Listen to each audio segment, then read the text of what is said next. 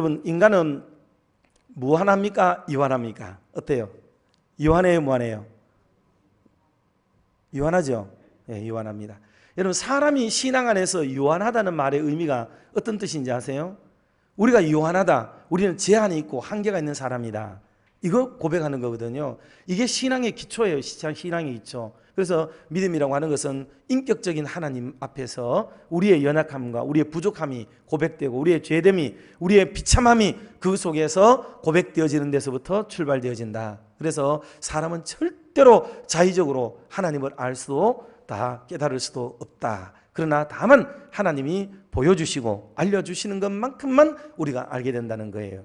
그런데 하나님이 우리에게 알려주시는 것은 두 가지의 방법이 있어요. 하나는 언어를 통해서, 하나는 행동을 통해서, 이 두 가지로 알려주시는 거예요. 언어를 통해서라는 말은 무슨 말이냐면, 하나님은 늘 말씀을 먼저 하세요. 말씀을 항상 먼저 하시고, 내가 이렇게 하겠다, 너희가 이렇게 되어야 한다, 항상 우리에게 말씀을 먼저 한다는 거예요.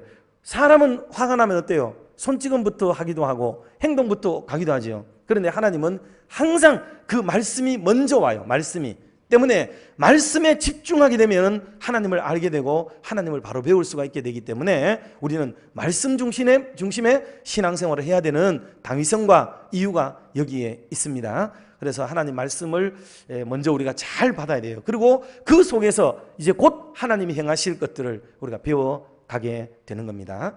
그러면 이 하나님 말씀을 일컬어서 우리는 기록된 말씀이 있죠. 이걸 성경이라고 말을 해요. 왜 성경을 기록하느냐? 왜 성경을 기록하느냐 하면, 여러분, 우리는 모든 것들을 다 경험하지를 못했어요. 다.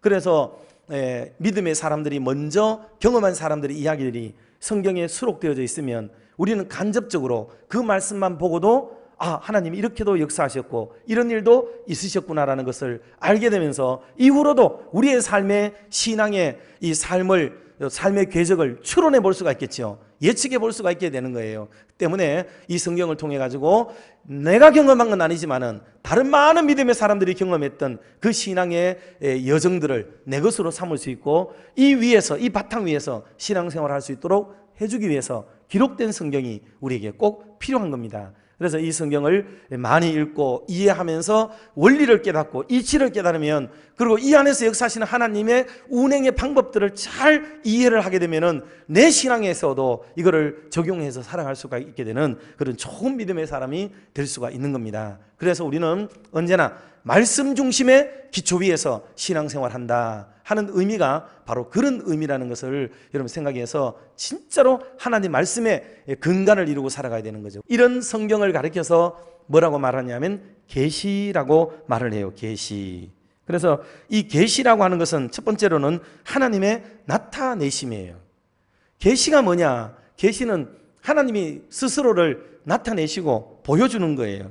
하나님은 어떻게 우리에게 자신을 보이시는가 하면 두 가지로 보이세요. 하나는 일반 계시라고 얘기해요. 이게 자연과 양심을 통해 우리에게 보여요. 자, 성경을 직접 보도록 하겠습니다.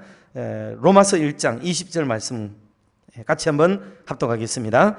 창세로부터 그의 보이지 아니하는 것들 곧 그의 영원하신 능력과 신성이 그가 만드신 만물에 분명히 보여 알려졌나니 그러므로 그들이 핑계하지 못할지니라. 아멘.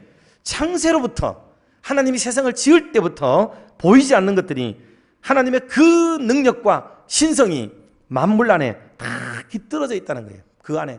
그래서 만물이 이게 내 데 있었단 말이야 하고, 하나님 이거 언제 내 데 있는 거 보여주셨어요? 라고 핑계치 못한다. 이미 우리 안에 그걸 다 담지하고 있다, 가지고 있다 하는 것을 얘기를 하고 있는 거예요.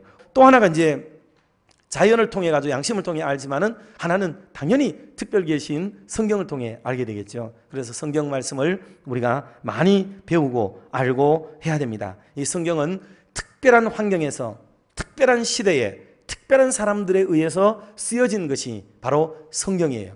때문에 이 성경은 특별한 지경에 인간이 처하게 될 경우에 이 성경은 크게 작동하게 되고 역사하게 되는 것이기 때문에 이걸 중요하게 하게 됩니다. 그럼 두 번째로 우리가 생각할 게 바로 그 부분이에요. 계시, 성령의 감동으로 기록되었다 하는 겁니다. 이 부분은 우리가 많이 알고 있기 때문에 우리가 많은 설명이 좀 필요하지 않습니다. 하나님의 말씀은 이 다 성령의 감동으로 기록되어 있어요. 자, 베드로후서 1장 20절 21절 말씀 같이 한번 합독하겠습니다.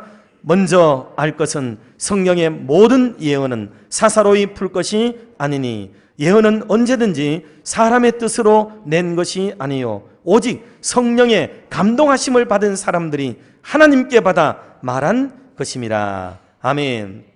때문에 이 성경은 감동을 받아야 돼요. 하나님이 역사해 주셔야 되는 거예요. 그러므로 겸손한 마음으로, 예를 들어 우리가 막 기도할 때 성령의 은혜가 임하기를 막 사모하는 마음이 있잖아요. 그런 것처럼 성경을 읽을 때도 정말 간절한 마음으로 이 성경을 읽고 진짜 성경의 원리, 하나님을 섬기는 도를 잘 이해할 수 있게 해달라고 하고, 그도 이 들은 말씀대로, 읽은 말씀대로, 깨달은 말씀대로 내가 살아갈 수 있는 힘과 용기를 달라고 기도하면서 이 말씀 앞에 앉을 때에 우리에게는 깨달음이 있다 하는 것을 알 수가 있습니다. 그리고 마지막 부분이 오늘 설명드리려고 했던 게 뭐냐면 성령의 조명이에요. 조명.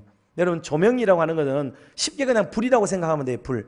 예를 들어 오늘 우리가 뭐 불을 꺼도 조금 뭐 낮이기 때문에 밝겠지만 캄캄한 밤이라고 생각해 보면은 불 꺼버리면 하나도 안 보이잖아요. 그런 것처럼 성령이 감동으로 기록되기 때문에 성령 하나님이 조명을 딱 비춰줘야 그게 보이고 읽혀지게 되는 거겠죠. 때문에 조명은 너무너무 또 중요해요. 조명. 그래서 성령이 조명해줘야 모든 게 투사가 되고 보여지게 되는 것이라고 생각하면 되겠습니다. 그래서 하나님의 기록된 말씀들을 깨닫게 만들고 알려주고 그렇게 하는 거예요. 성경만 보죠. 요한복음 14장 26절 말씀 같이 한번 합독합시다. 보혜사 곧 아버지께서 내 이름으로 보내실 성령, 그가 너희에게 모든 것을 가르치고 내가 너희에게 말한 모든 것을 생각나게 하리라. 아멘. 여러분, 이게 성령의 큰 은혜이고 은사예요. 이번 주간에는 지내면서 성령님을 요청하고 성령님을 구하는 기도를 드려보세요. 그런데 우리가 아는 일반적으로 막 성령이 오셔가지고 내 마음을 뜨겁게 하고 막 역사가 일어나는 것도 좋아요. 그것도 좋지만은 오늘 성경에 기록된 내용을 따라서 성령님이 오시면은 기억나게 하고 생각나게 한다 하는 이런 놀라운 성령의 역사를 우리는 바라면서 성령을 구해본 적이 있어요. 하나님 내게 성령 주세요. 성령 충만, 성령 충만. 막 근데 성령 충만의 의미가 뭐예요? 방언, 막 어떤 은사, 이걸 위해서만 말고, 그것도 하시되 그거 말고 정말 하나님의 말씀이 떠오르고 생각나고 말씀대로 살고 싶어요. 성령님 오세요. 성령님이 오시면 복음을 증거한다 그랬는데 성령님 오세요. 그래서 내가 또 복음의 증인이 되게 해주세요. 아니, 성경에는 성령이 오면은 이런 일을 한다고 기록되어 있는데 이런 성령은 하나도 구하지 않고 왜 자꾸 벙벙 뜨는 것만 구하냐 말이에요.